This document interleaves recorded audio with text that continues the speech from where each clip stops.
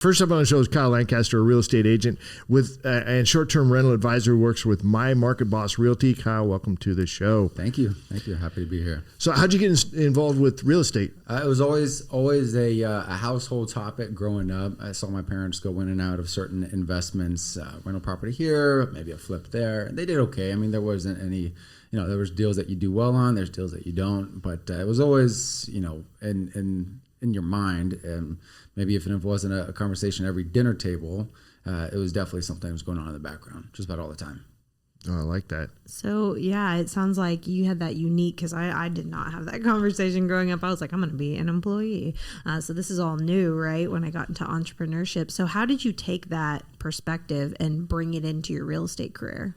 So I had always knew I wanted something to do with real estate. It wasn't always, there was, I could look at my full timeline and there's bits and pieces of entrepreneurship here and there. Originally, Marc and I talked about this. I really wanted to go in law enforcement. I wanted to be some sort of investigative, law enforcement officer. I thought that'd be a lot of fun.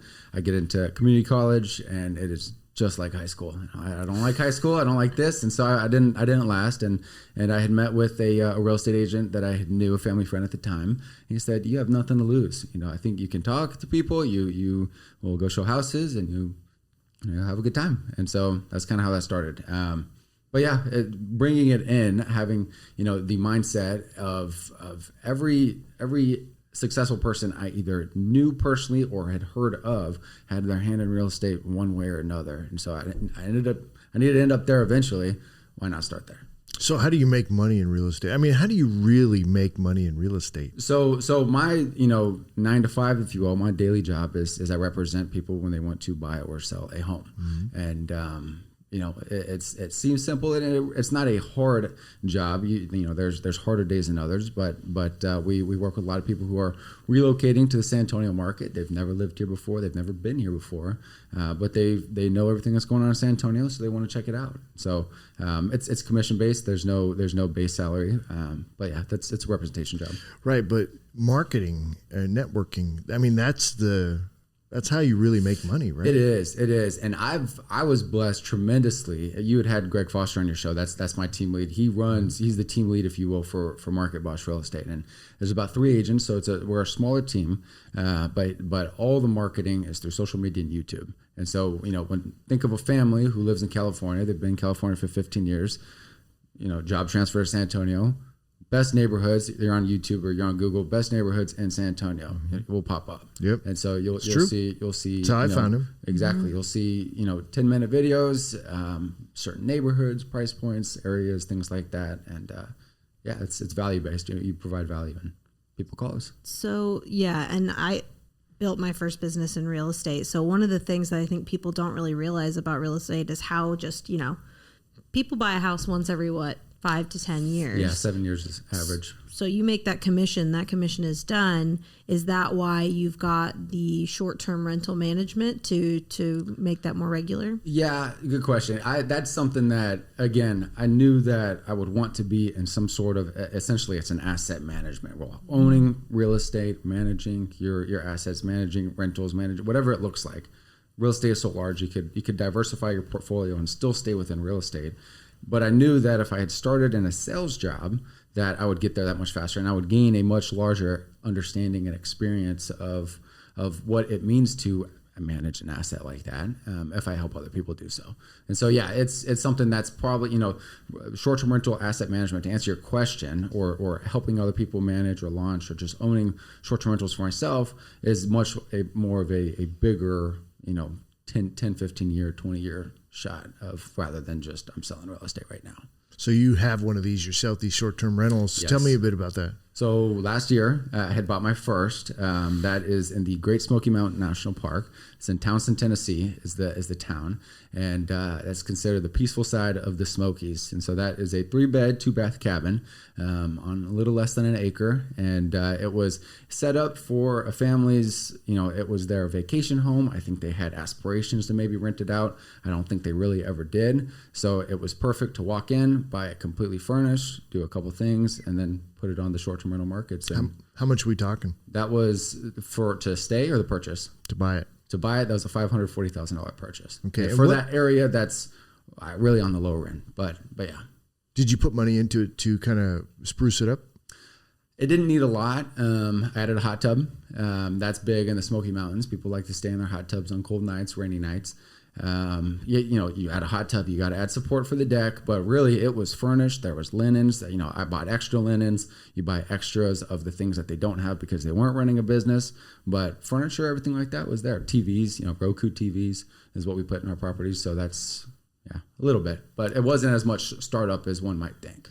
So you make money on the rentals. Yes. Okay. You also make money in asset appreciation. Yes. And you make money from the tax deductions. Yes. Is that it?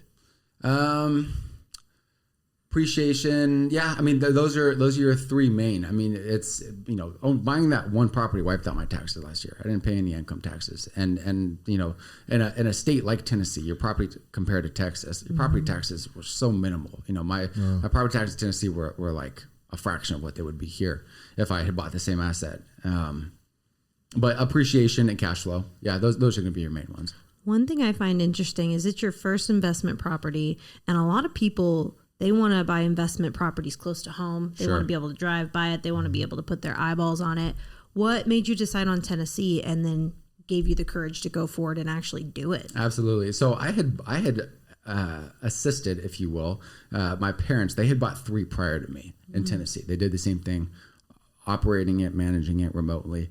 I was familiar with the concept, and I knew even if I had bought one in San Antonio, if there's a problem there, I don't want to go there. I don't want to drive. I don't want to fix this leaky sink. That's not it's much more of a role of, think of, you're running almost a 1-unit hotel. If the hotel manager gets a call that unit XYZ is having an issue, the hotel manager owner isn't going to go to that unit. And so it was like, if I can do it, if it can be 30 minutes away from me, but I never see it, then it can be, a day away from me, a day and a half drive. But yeah, so that's kind of the mindset you have with management. What I love about this is it's basically forced leverage accountability, because the temptation to jump out when something is 5 to 30 minutes away from you and just do it yourself because you're going to save $100 versus hiring a handyman is so high, but you've taken that completely off the table because you can't jump out to Tennessee. No, that would be much more expensive to take a flight to Tennessee to go fix So what something. are those components that you need? What connections, what leverage are you using in order to run this thing remotely? Great question. Because and that's you're talking about now your team. And if you think of it as like, I'm putting together a team, you only need a few components. You need a cleaner. You need someone that every single time someone is going to check out of that property, you have a cleaner the same day that's going to turn it over. And it needs to be quick. There's usually, I have about a 4 or 5 hour window from the time my morning guest checks out to my evening guest checks in. And so it's got to be clean. It's got to be efficient. They have to be reliable. Handyman is your second biggest one. Something goes wrong, this needs to be tightened. Typically, there's not too many. I have not experienced too many issues where I need a handyman there this second while the guests are there. It's usually, hey, we just want to let you know, this faucet is loose, or this faucet is dripping, or this door is not closing. Something simple like that. They can go there afterwards, and it doesn't impact the guests. It doesn't impact their stay. It doesn't impact the quality of their time there. So it's you're a cleaner, and then of course you'll have like an electrician, a plumber on call, but you're going to use them a lot less frequently. They're for bigger projects, emergencies if they do happen. But your cleaner and handyman are the people you need. Some people will opt into hire a property manager. I don't believe you need to. For some people, it is the best option for them to have a property manager. So if that's the case, then they would have a manager as well. But the manager would take care of the team. Okay. So what about the marketing side of it? I mean, Airbnb, is that it? Airbnb, yeah. So you've got a couple channels that you'll source out to. Airbnb, VRBO, Vacation Rental by Owner. That's a popular one. Booking.com. That's where I see most of my business, and really Airbnb and Booking.com. And of that, Booking.com is maybe like 10%. So Airbnb and VRBO typically hold the most business for anybody. The problem with that is you put all your eggs in one basket, and that basket's not yours. And so when you do that, you don't own the leads, you don't own the guests, you don't own their contact.